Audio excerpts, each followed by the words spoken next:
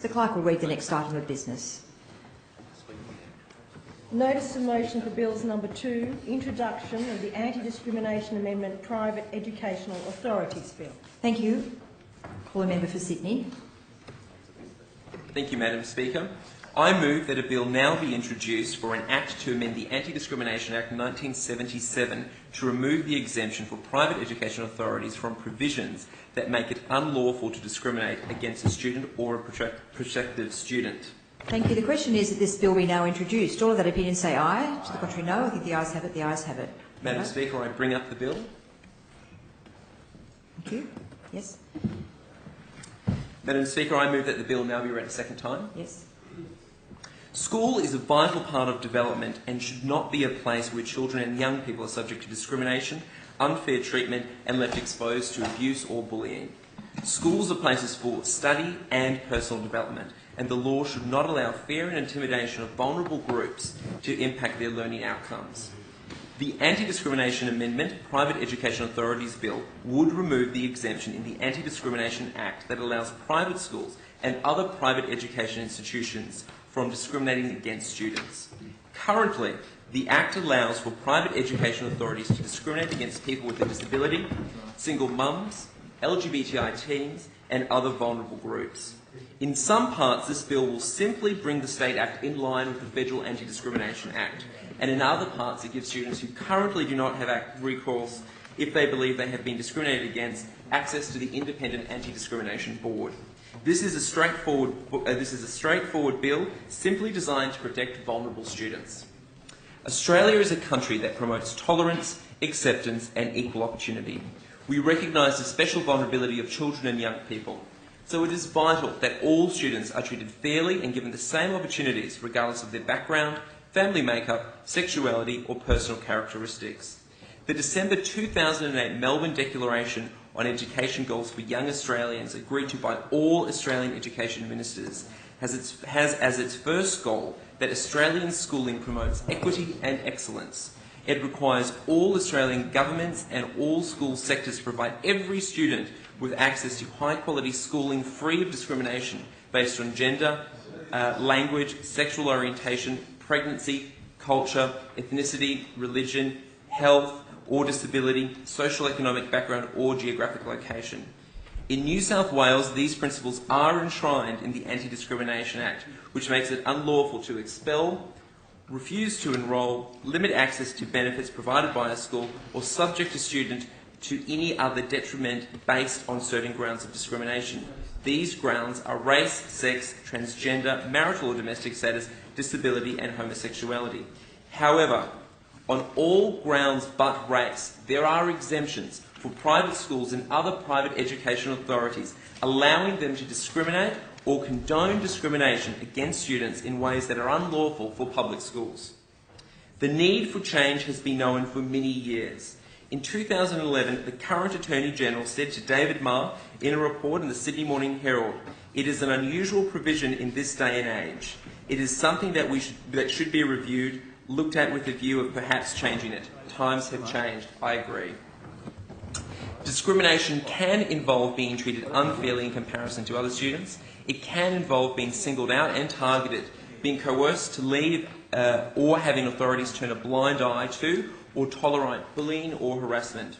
Students at private schools can legally be expelled or pressured into leaving if they are pregnant, or they can be singled out with no assistance against bullying if they are gay. Private education institutes, including universities, colleges and specialty schools like business schools, are also subject to the exemption. These institutions can also deny entry to people with a disability, kick out students who are gay or lesbian, transgender, single, too old or pregnant. While most schools and institutions do choose not to allow this discrimination, there is limited legal protection if they do. Students from private schools who suffered from discrimination cannot go to the Anti-Discrimination Board. Opponents of this bill will say change is not necessary because private schools no longer discriminate or permit discrimination. But this contradicts stories that I have heard. I would like to share some of those stories with the House so that members can understand that discrimination does happen and it does have an impact on students and children. Student number 1. tells me that he was openly gay throughout 2008 and 2009 in years 11 and 12 at an Anglican college. He tells me, and I quote, "I was actively involved in creative arts, business and hospitality, music ensembles, representative council, student prefect council, student support mediators, as well as assisting with student admin duties as an officer for the student services role. I was never supported by the school or recognised for my contribution. And when I graduated from high school, they used me as a marketing tool for an example of how the school gets their students ahead in their careers and futures due to their supportive moral values education. In addition, the high school made the HSC process harder by repeatedly throwing me regularly into the counsellor's office because I was apparently sick, because I was gay. I remember regularly coming home from school, locking myself in the room and crying for hours." Another student from a Catholic marriage school tells me, and I quote, "My peers' reaction to my sexuality was expected. Losing friends, everyone hating me, girls feeling weird around me in the PE changing room, people pointing and laughing at me, teachers on duty doing nothing and telling me kids will be kids. But when my English teacher also discriminated against me for my sexuality, I was shocked. She had asked the class to write an essay on anything we felt passionate about for our Year 10 certificate.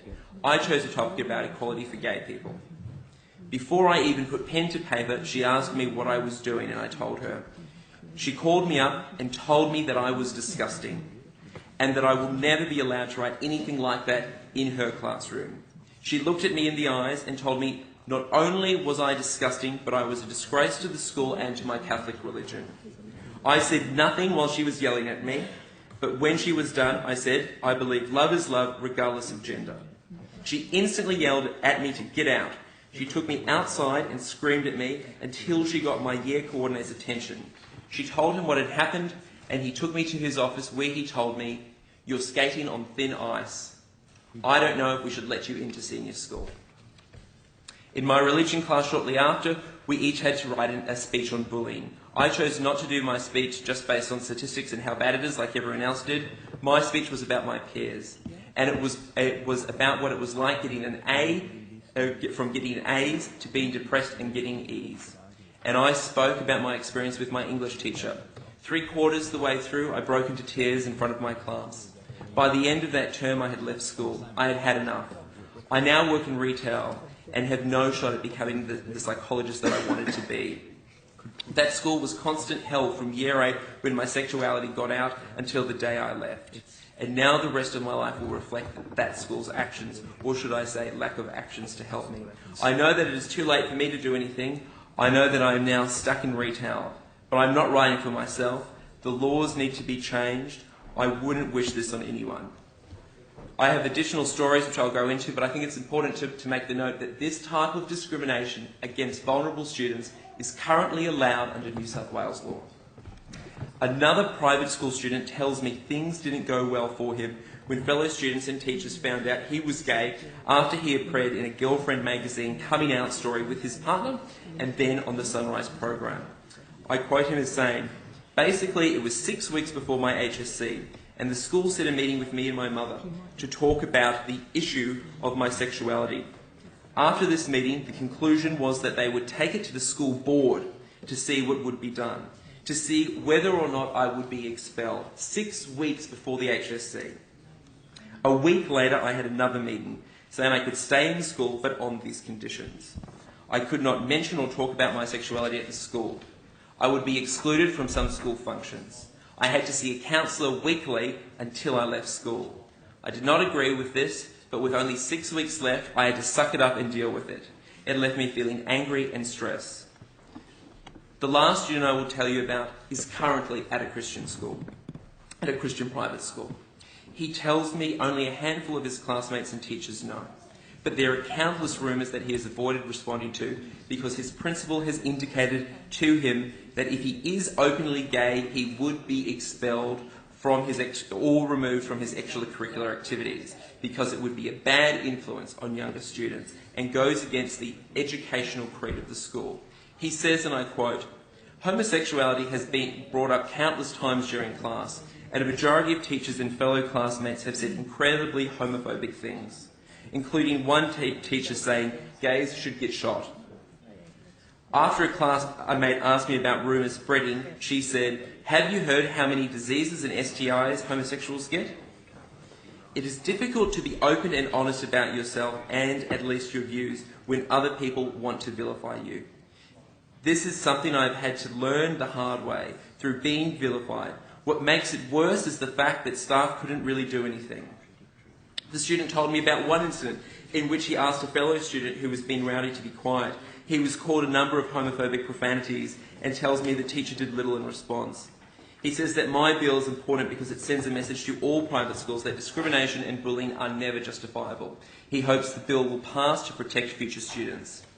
These experiences came from a wide variety of schools across the state, and there are indeed more stories. They do include the Penrith Christian School, where the now Prime Minister announced increased funding for private schools. At the time, the school had an official statement referring to homosexuality as an abomination. I've heard other stories, and in a recent meeting with people with disability, they told me that they are aware of cases of discrimination against students with a disability, and I expect to hear more stories of these coming weeks, and I will share them with fellow members. Falling victim to discrimination from a child's school impacts on their self-confidence and worth. It can seriously disrupt their education. It legitimises vilification and harassment by other students in and outside the playground. Students suffering from bullying by their peers because of their LGBTI status are less likely to report the matter to teachers if they know they could be expelled. A school that can by law discriminate is less likely to have processes in place with this type of bullying if it is reported. Girls who become pregnant at school are less likely to graduate, more likely to become welfare dependent and socially and economically disadvantaged, and more likely to end up in an abusive relationship. It is not in their best interest to be expelled or pressured to leave a school. The exemptions in the Anti-Discrimination Act make students of some private schools more vulnerable than students of public schools and expose them to wider violence and abuse. While parents may choose their child's school, the state should protect children from discrimination regardless of which school they choose. Furthermore, parents who send their children to private schools should not be seen to condone discrimination.